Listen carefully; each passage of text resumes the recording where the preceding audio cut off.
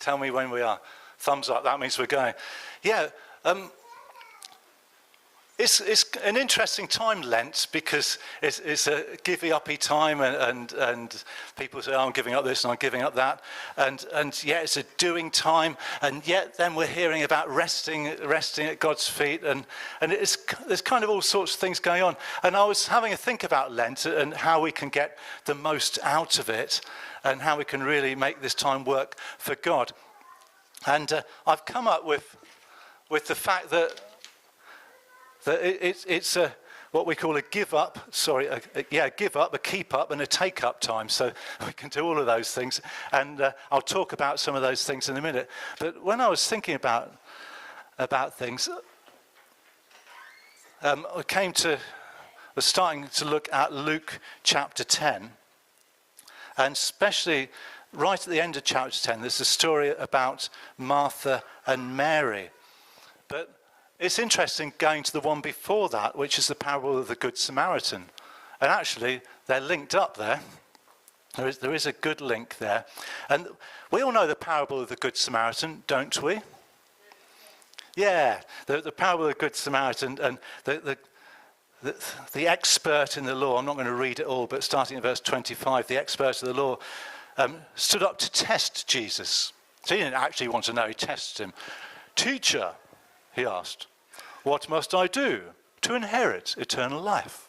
Because that's how he spoke. What is written in the law? Jesus replied. How do you read it? Yes, he answered. Love the Lord your God with all your heart, with all your soul, with all your strength, and with all your mind. Oh, and love your neighbor as yourself. You have answered correctly, Jesus replied. Do this and you will live.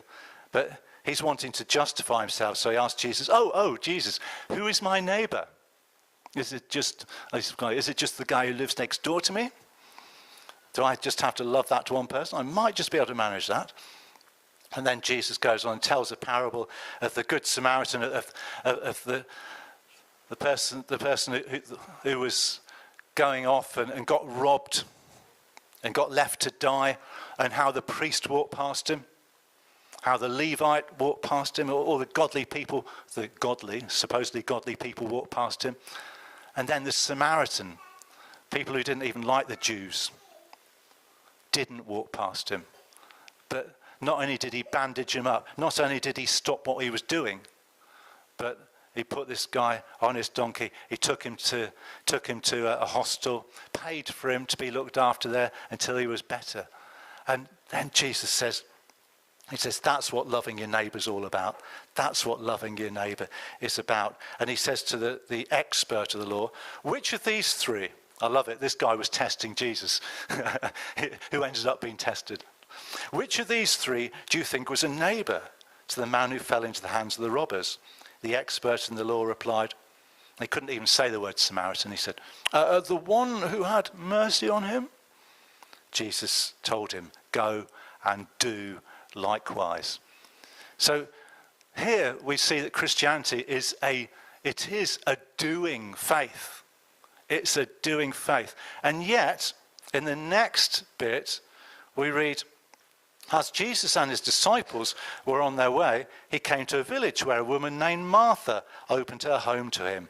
She had a sister called Mary, who sat at the Lord's feet listening to what he said.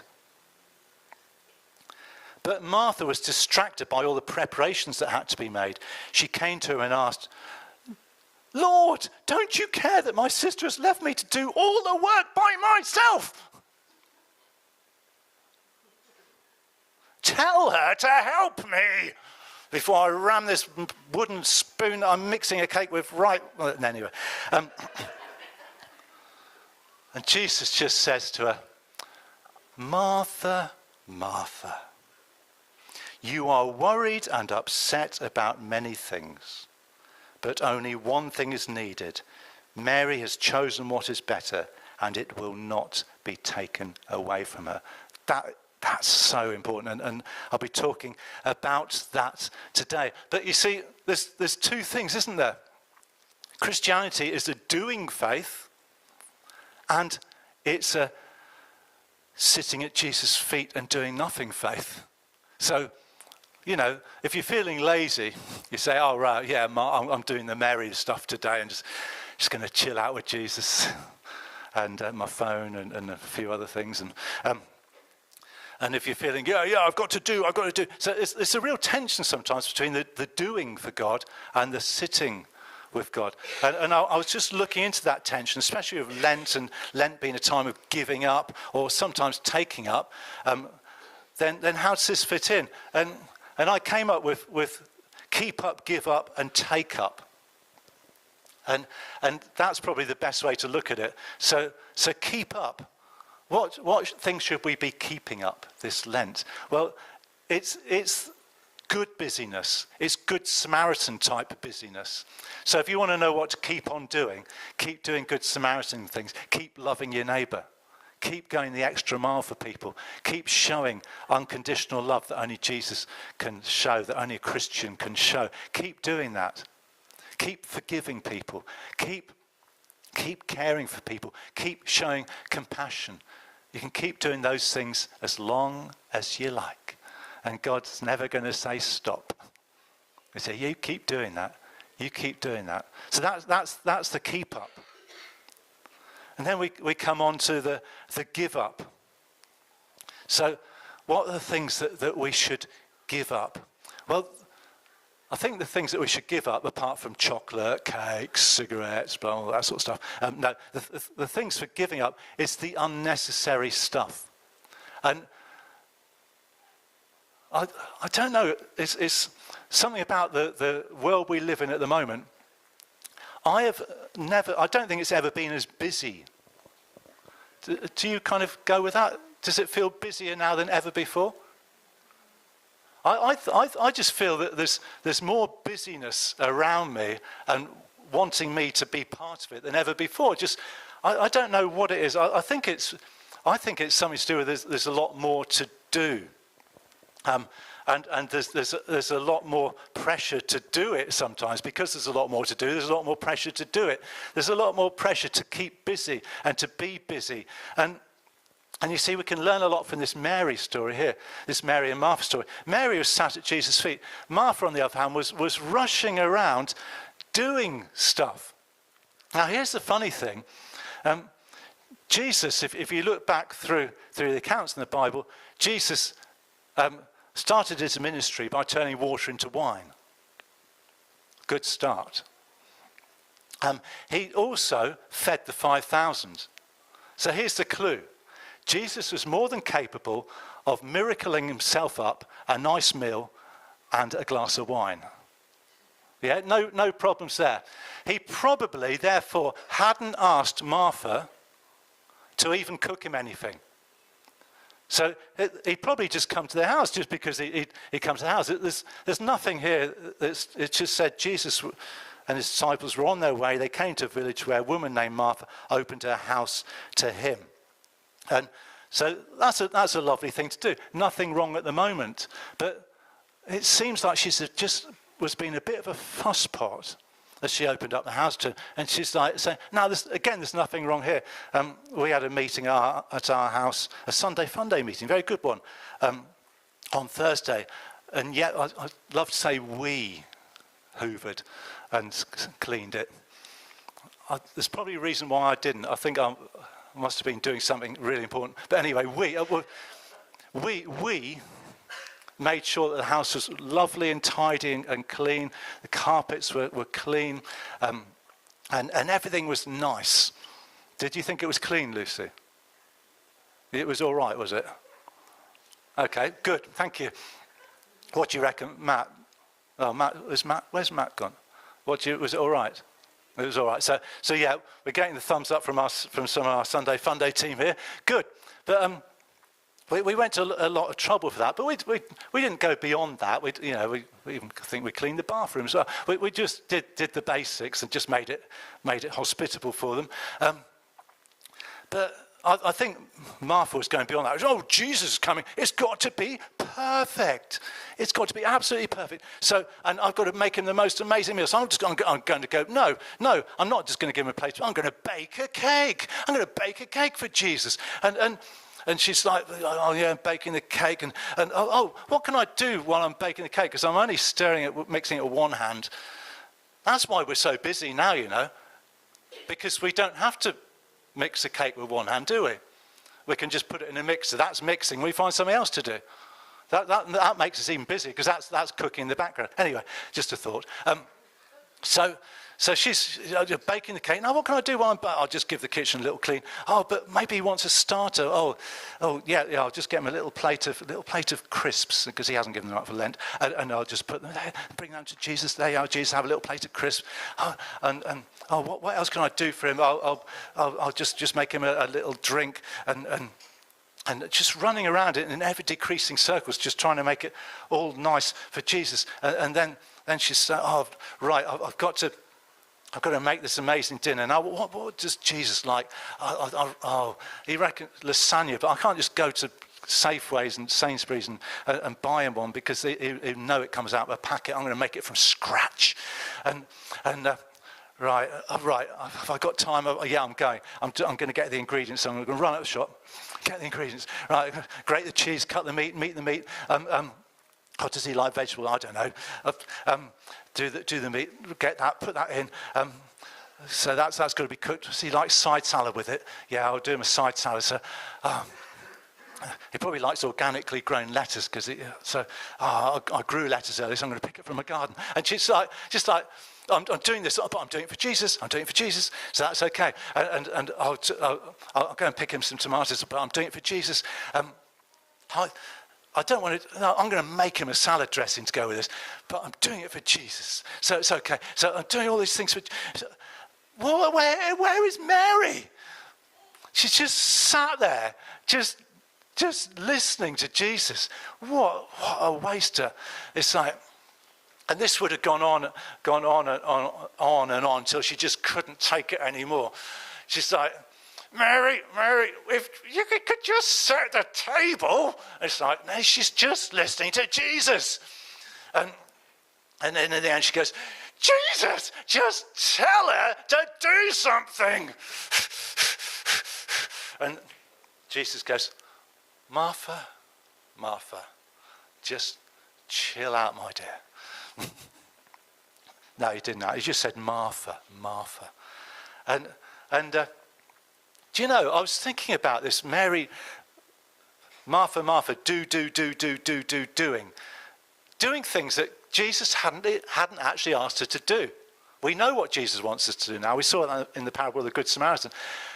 It is possible to rush around doing things that Jesus hasn't asked us to do. And I know why we do it.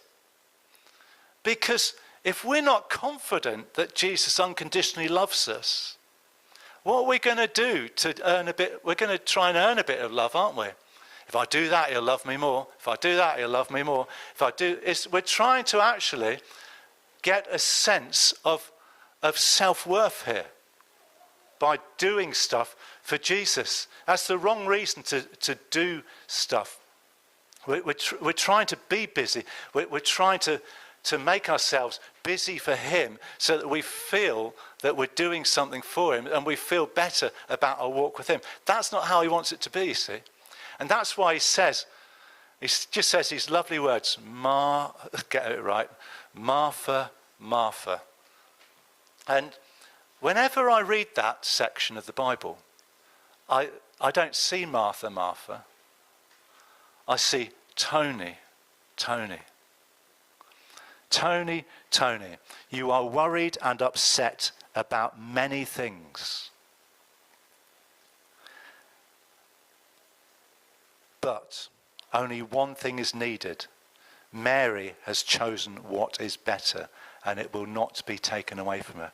You see, what Jesus is saying here is that the single most important thing we can do is to sit with him. That's the. If you're going to do something for Lent, say, what am I going to do? Well, I don't know what to do for Lent. Sit with him.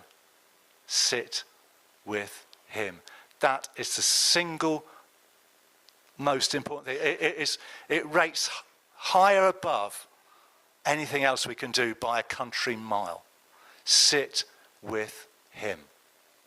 Sit with him, sit at his feet, listen to him, absorb some of him into our lives. However we're going to do that.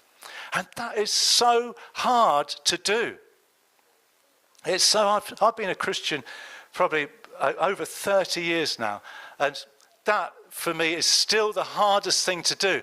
Because actually, and there's a good picture of it here, things like move in on us. So we say, right, I want to have this time with Jesus.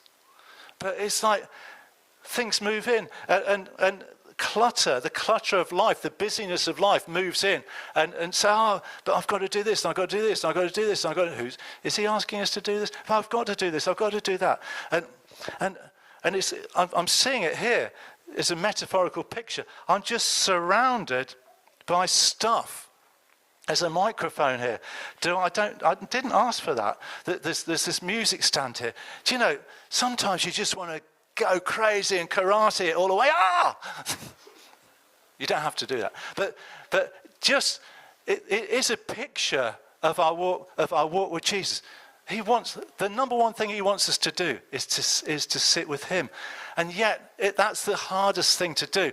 And what we've got to do is we've got to just physically make that space. So we've got to push stuff away. We've got to squeeze stuff away. We've got to make that space. We've got to move things around. We've got to try and make some space so we can come into that place and receive from him. That's the thing to do. And that's a really, really hard thing to do, but it's so, so worthwhile. It's carving out some time to spend with him, because the busyness of life is just like an avalanche about to just like crush us. And we've just got to say, yeah, I recognize that business, and I'm going to push it back. And then I'm going to build up a dam to stop that overwhelming me. And I'm going to push that back, and I'm going to keep that back, and I'm going to push that back, and I'm going to push that back, and I'm going to create space for me and God, and I'm going to create space for me to sit at his feet. And sometimes we've got to be imaginative to do that. We've got to show a bit of imagination to do that. I know this Lent, some people are giving up Facebook. Well, I'm not giving up Facebook, but sometimes I just think this little phone, this little device is actually stopping me having a relationship with God. And because there's always something happening on it. There's always somebody contacting me or something going on in the world of social media. So what about just say, right, I'm going to charge this up upstairs, put that out of the way for an hour. Okay, well, that's one thing gone. And a bit more space. Maybe the telly's great. There's great stuff to watch. I'm loving watching the Winter Olympics at the moment. But maybe say, right, well, do I need to watch all the telly I'm watching? It's just being creative about making space for God and prioritizing it as the most important thing. Because here's the thing. When we sit at his feet, it's not just a passive thing. He'll actually be whispering into our lives the things that he really wants us to be doing, the places that he really wants us to be going. You know, as we have a relationship with him, then he'll show us the things to be doing. But his yoke is easy and his burden is light. He'll be showing us good things that fit for our lives, things that work for us. That's what he'll be doing. So there's the challenge. It's the keep up. It's the keep up the good busyness. Keep up the Good Samaritan stuff. Give up the Martha stuff. And take up seriously connecting with Jesus. Because we are not going to be disappointed. If anybody here says, I'm going to start seriously connecting with Jesus, and the way, if you're doing it for 5 minutes, then this Lent, see if you can make it 10. You know, if you're doing it for 10, see if you can make it 20. Just increasing your walk, increasing your time with Jesus that you spend with him. And I guarantee that if anybody takes on that challenge, if it doesn't work for you, then come and speak to me. I'll give you your money back. Because it is the best thing we can do. It's good for our souls. It's good for our spirits. If it's good for our spirits, it's good for our mental well-being. It's good for our physical well-being. It's good for us. Full stop. If it's good for us, it's good for our loved ones, it's good for our friends, it's good for our families, it's good for our relationships. It's good. It's good because he's good. And he loves us, and he wants to fill us with that love for the people around us. So what we're going to do now, we can stop the video, is I just